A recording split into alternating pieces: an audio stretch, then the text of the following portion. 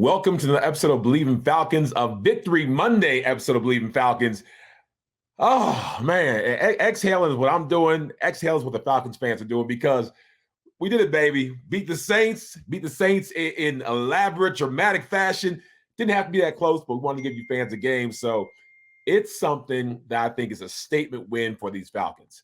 Unfortunately, my boy Mike couldn't join us today, but I'm going to take you through everything you need to know about this Saints win. I was at the game. I had a front row seat. I got a chance to see them boys do what they're supposed to do. They didn't do it all the way we wanted to. But again, we talked last week about how, no such thing as a bad win. There's such thing as a good loss. You got to talk about a good loss. And the one against the Chiefs, we should have won that. We had a crazy call. It was a loss that showed that we're progressing. We're doing the things that we needed to do. Now, I wish we could have picked up right from that game and came to this game and just blew those guys out. We didn't, but we won. We won. That's all that matters right now. So let's enjoy that. Let's forget all the bad things. I'm going to talk about all the good things up front because we got enough, bad and some ugly to talk about. But the Falcons winning puts us at 2-2 and gives us a chance to really be contenders in this division. I talked all along from the beginning of our Kirk Cousins era. I said, with Kirk, we're winning this division. Hands down. Division's ours. We got Justin Simmons and we got we got Judon and Simmons. I'm like, oh, now we're making some noise in the playoffs because we're going to the playoffs, winning the division. Now we're making noise. It's not going to be as easy as I thought it was going to be. But winning this first division games puts us at 1-0 and puts us on track to go where we need to go to. Before I get a little more into it, let me go to our sponsors, BetOnline. BetOnline is the world's most trusted betting platform and your number one source for everything football. BetOnline has every stat, every matchup, and even live odds and spreads to bet on during the games. Think you know your stuff? Get in on our $200,000 mega contest and pick 5 games against the spread every week for your chance at weekly prizes and a share of $200,000. When the game's over, head on over to our online casino and get in on a game of blackjack, poker, or unwind with one of our over 150 slot games. Head to the website today to get in on the action. Bet online, the game starts here. And the game started out with the Falcons not being able to stop New Orleans. Derek, I should have been a car salesman, will make fun of everybody who called him that because he's a good quarterback now. He's driving his team on the field. Alvin Kamara's back to doing Alvin Kamara things. And our defense was just letting them go.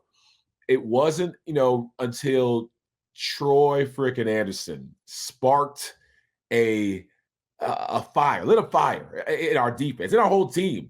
And Troy Anderson, I'm going to keep on apologizing to you, but the old co-host, William McFadden, was very high on Troy. And I was not so. I would say I was low. Okay, I was low. I wasn't very high on Troy Anderson. I just didn't think that he had the stuff to be a second-round pick. I didn't think that, his speed could turn him into a real NFL linebacker because of me and how I, as a fullback, saw linebackers. They were my arch enemies. Those are guys to where if you don't look the part, I'm not giving you any benefit of the doubt. Like if you're not a Takeo Spikes or Ray Lewis or Al Wilson or a Kendrell Bell or, Jeremiah Trotter, like one of these big, scary linebackers that I went toe-to-toe against, and I don't see you out there just this hulking, massive linebacker. I'm like, I'm not convinced. I'm not scared. I'm not interested. I'm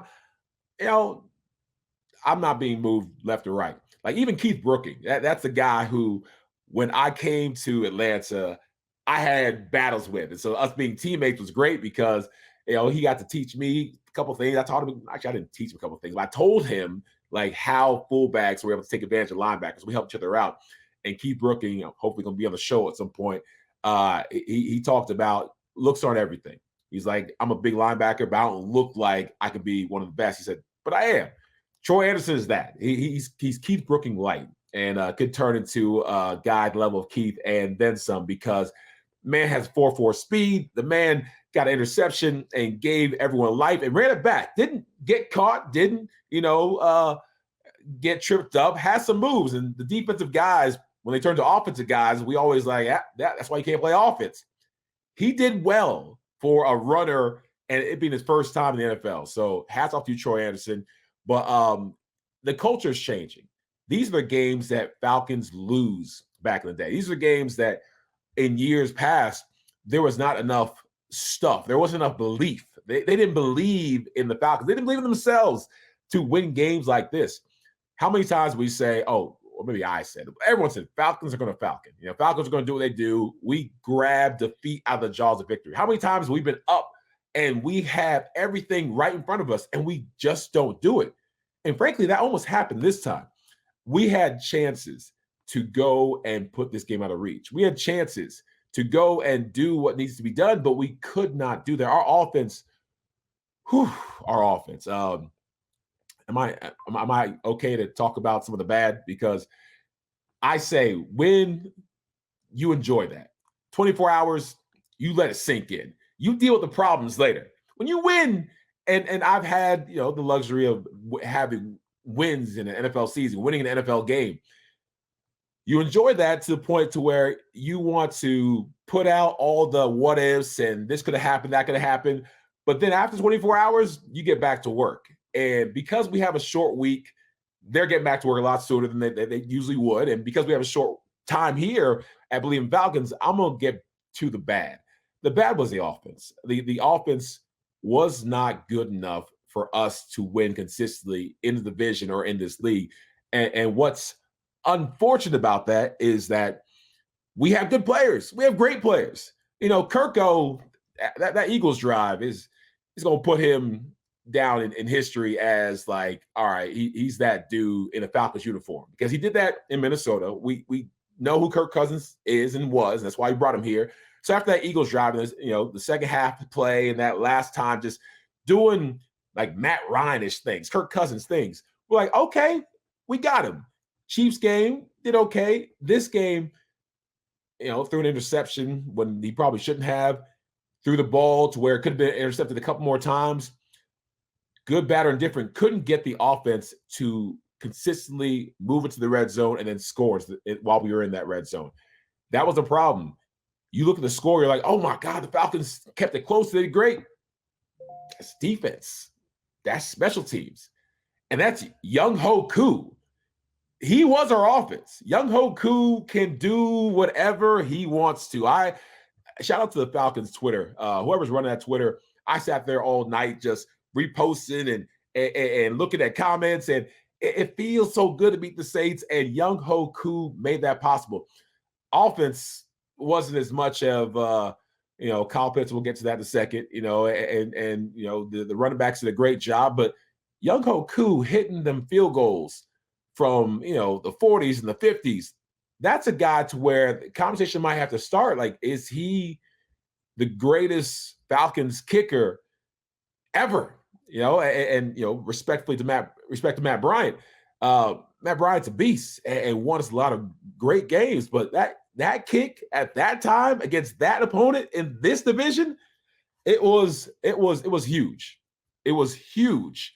Young-Ho Koo, you are, you're it, man. You're the GOAT. Not sure what you did to celebrate the game, but whatever you wanted to do at, whatever restaurant, whatever you want to eat, however you want to celebrate, I'm sure they lifted you up and took you wherever your desires led you because you deserve that, man. That's a great feeling. Kickers don't get enough love when they do stuff like this because they're kickers. They come in, they do their thing, they leave, and they get more attention if they mess up. They do good, you're supposed to do that. But even that, you're not supposed to do that. He did that, and the stadium was crazy. Mercedes-Benz, talked about it last week. Me and Mike were like, Mercedes-Benz Stadium has got to get that energy back.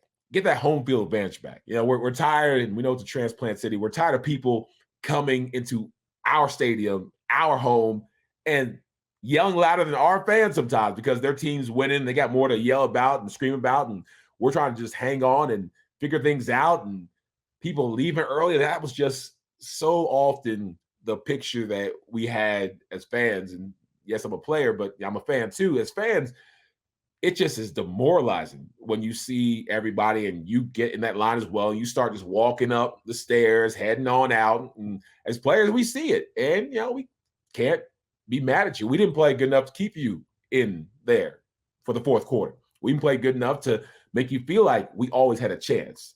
There are people who were left lead, even though the game's close, because like, the Falcons are going to do what Falcons do. It was almost a joke when Samuel Jackson was saying, "What do Falcons do?" And for years, it was saying, "Lose. We lose, Samuel. That's what we do." That's what we did.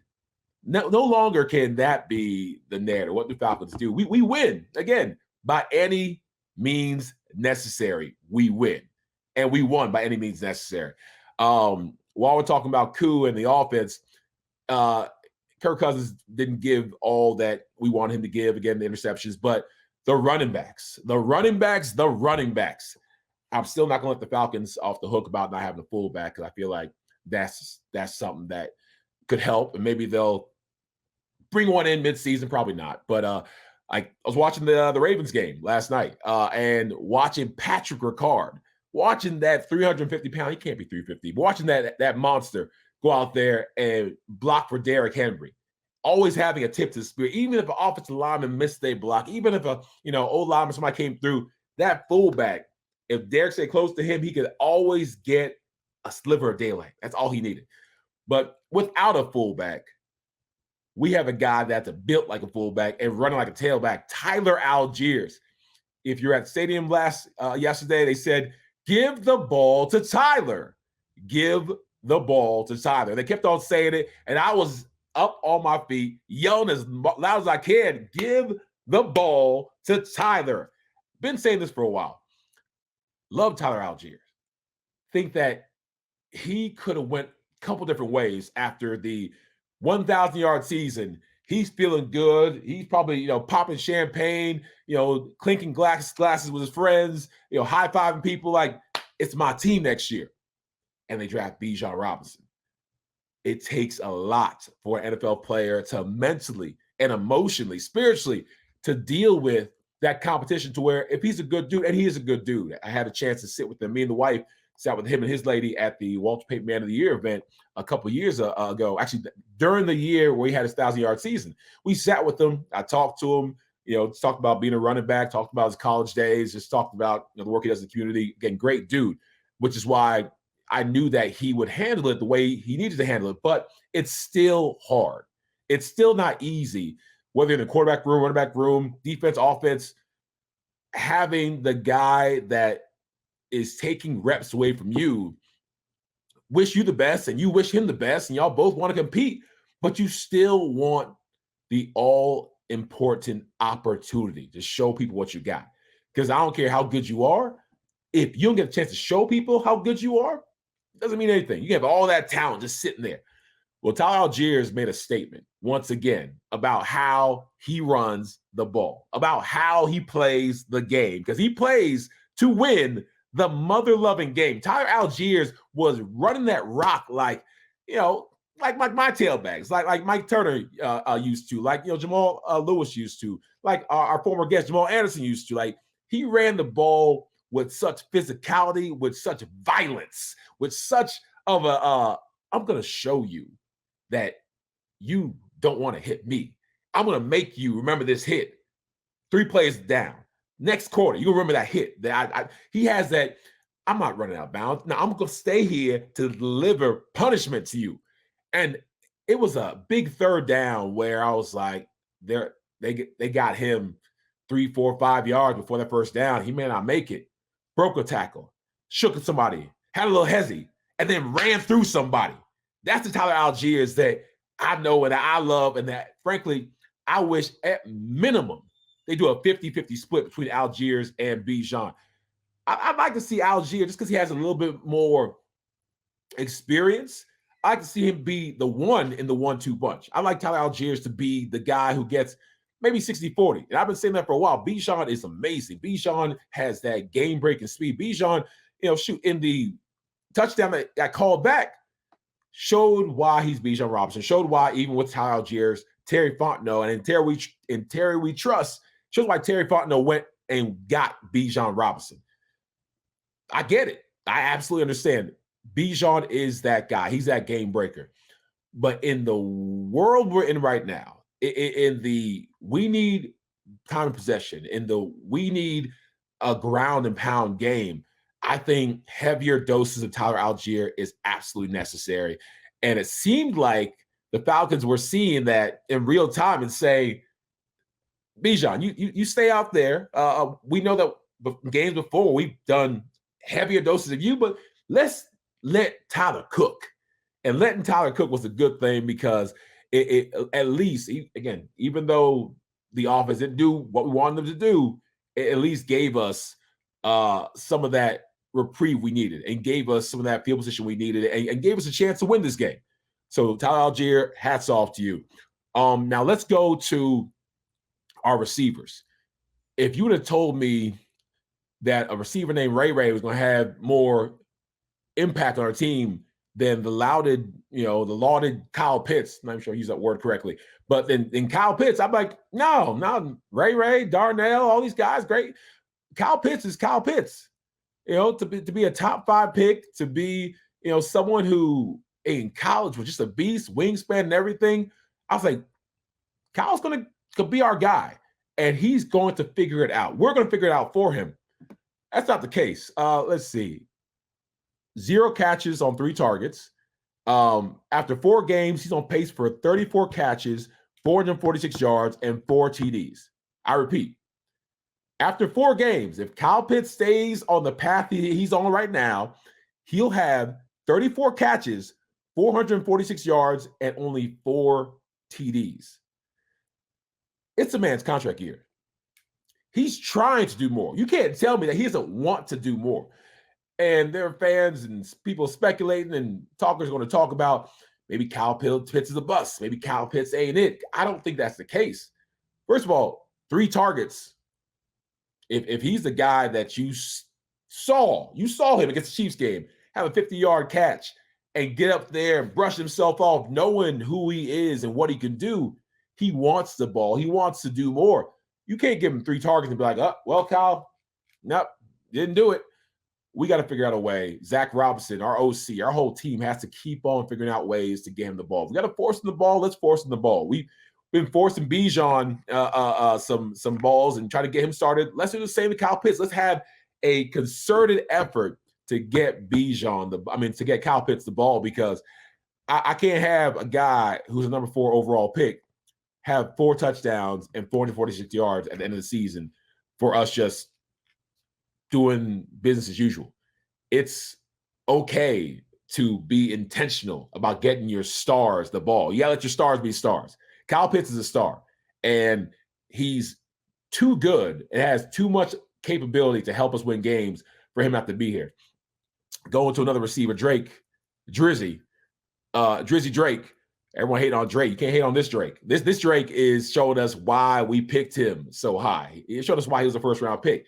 He's now, doing what he did for that Eagles game, which simple route, caught touchdown, hero of the team. Now he's like, no, this is consistent. This is game in, game out. This is the Drake you're going to get, because getting big, catching the ball, making sure he's boxing people out, using that height, using the speed he has, Drake's becoming a reliable number 1. And it's great to see Kirk get Drake what he needs. That pass interference that was on, I Bleav, Darnell Mooney, that's because Darnell Mooney is becoming other team. He could be a number 1 on some other teams. Like, remember in the Bears, he had 1,000 yards a couple seasons ago. He's not a slouch. He's not like a D2 that's close to a 3. He's a 2 in name, but closer to a 1, especially with the experience he has. His route running is so crisp. His speed is so electric that they almost got a pass interference. And thank God they did, because, I don't know, play calling, us still not being in sync. That last drive where we had to get in field goal position, it wasn't anything we did. We almost went backwards with penalties. It was Darnell doing Darnell Mooney things, getting us that pass interference and getting us a chance for Koo to do what Koo did. So it's real good stuff right now when it comes to what our individual players are doing. We just got to bring it all together. Offensive line did a better job. It's hard because I know I've seen it before. When you get guys are injured and you have new guys come in, they haven't been playing together training camp, mini camp, like for months and months and months. That chemistry takes a while. So for us to do what we did on the run game and for us to keep, Kirk relatively clean, I say that's a win. We're going to keep on getting better as we go along, and the O-line will do what they're supposed to do. Still don't think that some of the holding calls, were on these guys' faults or these guys' faults. But to go to the defense, D. Alford must have heard us talking about him. Last game, 10 attempts on him or 10 targets, and every time they targeted him, they caught. The receiver that he was covering, each time was thrown to that receiver, caught the ball. It's not good. 2 touchdowns thrown to you. That's not good. D. Alford said, hold my beer. I hear y'all talking about me. I hear y'all saying some things. I got you. Huge breakup, on third down. Some huge hits, D. Alford. Him, Mike Hughes as well. Like both those guys. And Mike Hughes has been great for someone outside of AJ Terrell, who you would think would get thrown to all the time because AJ is all pro, all world, everything else. Mike Hughes been holding his own. D. Alford's playing at a high level, and the defense is doing everything. I already talked about, my man Troy Anderson, Mr. Anderson, the Matrix. He should be doing all that Matrix spinoff wordplay stuff. Mr. Anderson, amazing. But we're not getting to the quarterback. We're still, bottom of the basement when it comes to sacks. That's what we brought Judon for. That's what, we got, Arnold Ebiketie. We got some guys who are supposed to get to the quarterback. We're not doing that. It should be easier. We're not dealing with the Justin Fields and the Jalen Hurts and dealing with the Patrick Mahomes. Like, we should be able to get Derek Carr down. Hopefully we can get Baker Mayfield down, even though Baker's one of the more mobile quarterbacks out there for Baker Mayfield. Andy Dalton, can't wait to see what he does. I know that he is a individual on a mission. And I'm an advocate for old guys. I'm an advocate for just because you're in your 6th, 7th, 8th, 9th, 10th year doesn't mean you should be put out the pasture. At least let the guys compete. Opportunity is what Ovie talks about, because I hate not giving someone an opportunity. Oh, you're not good. How do you know I'm not good? Let me try. Oh, you can't run that route. How do you know I can't run that route? Oh, you can't make that block. How do you know? Let me try, coach. And if I can't do it, I can't do it. But give me the opportunity. They gave Andy Dalton the opportunity. Now the man's taking over a team that his predecessor couldn't do anything with. So I know that he's going to have incentive. There's a huge chip on his shoulder. Saying that because our defense has to figure out how to become relevant when it comes to getting the quarterback on the ground by any means necessary. And we were creative and got to the QB. I think either it was D. Alford or Hughes or somebody that had a DB that had a tackle. It wasn't even a big defensive end, but that's fine. We got to start blitzing and throwing stunts and having corner cats and safeties come down. Let's do whatever it takes. Because right now, what we're doing is not working as much as it needs to work. And these QBs are too good to have all day back there and just relax. So it's a situation to where I feel really good about the Falcons. I feel really good about what we can do, because if this is our worst, if we can continue to get better from here, then we got some things to do. We got some moxie. Never get tired of our head coach, Raheem. I'll never get tired of him and his energy. Watching that in the locker room celebration, of course, you got to give the game ball to Koo, give it to Arthur Blank to, celebrate his birthday. But he's a guy that I will keep on saying it. Dan Campbell over at the Detroit Lions made that team better than they were supposed to be. They were not supposed to go to the NFC Championships last year. They were not that good. They were good. They weren't that good. They had the coach, the energy, the culture, just like the shift, the change. And everyone I've talked to, mini camp, training camp, Wake Forest, brother Jesse Bates, me, he get a chance to talk a little bit. And everyone talks about the culture and the change and how that belief, Bleav in Falcons, they believe in themselves. And that will take you very, very far, because if players don't, and I've been on teams where players don't, Algie Crumpler, former teammate, was on the show I think last episode. He talked about in the Petrino year, which was my first introduction to the Falcons, and it was a very not good one. It was rough. It was chaos. It was inmates running the asylum. It was coaches checking out, people didn't check it out. Games we could have won, teams we could have beaten, even though, we didn't have Mike Vick and we were doing a carousel of Byron Leftwich and Joey Harrington and Chris Redmond, who's my boy. I feel like, best of the bunch, which is why he played a lot. But even with those quarterbacks and the time we were going through, we could have won games that we lost, but we didn't believe. People have checked out. We didn't believe. We didn't think that we had it.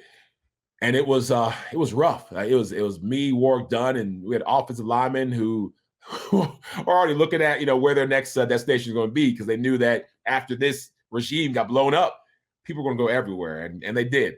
But this group of Falcons, these Falcons, they believe in themselves. They believe in the Falcons. They believe in what they can do together, which is why even in a game like this, even in a game that wasn't pretty, even in a game that didn't go the way you want to, even in a game where, I don't think it was as bad as the Eagles win as far as the percentage of people who thought we were going to win or our chances to win, but people didn't think we had a chance to win that game. And we missed a lot of chances. So they were kind of, understandable them not thinking that. But we brought it together. We got the W. It's something that we now can hang our hat on. And speaking of hats, MELIN.com, melon.com, melin.com. I got to get that exact pronunciation. But these hats are indestructible. I like to wear hats every now and then because with this pretty skin of mine, I can't let too much sun hit it. I got to make sure that if I go out, my eyes, the sensitivity to the light and stuff. But I get hats. I throw it in the car. I don't treat my stuff the way I should. I just kind of throw it down. Dog picks it up. My kids like to take things and throw them and mess around with them. I need something that can stand the test of time, at least my Haley household. These hats do just that. MELIN.com. Check it out. It's something that you will be happy that you did. If you need a hat, a strong hat, a hat that's going, throw it back in your truck. You can run over it with your truck and it's still going to be going strong and looking good. That's what we do here. So that's it for today. Big Falcons win. Excited about that. We got a quick turnaround. We're going to have something up for you guys to talk about this Tampa Bay Buccaneers team and Baker Mayfield. This is the team. This was the team I was always worried about.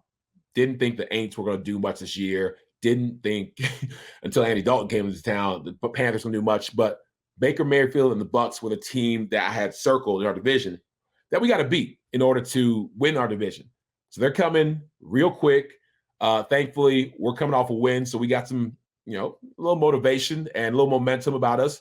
But this is a game that we've got to be prepared for, and we've got to fix all the things that we didn't do at a high level, because this level of play against that team won't get us a win.